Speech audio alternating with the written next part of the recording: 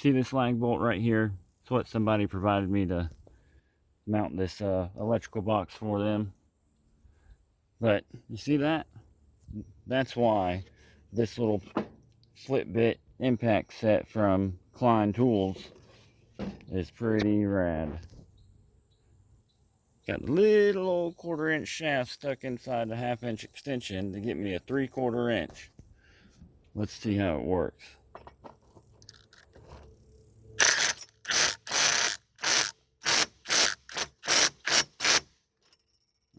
I don't want to go all the way yet because I'm trying to set level on this piece of unistrut.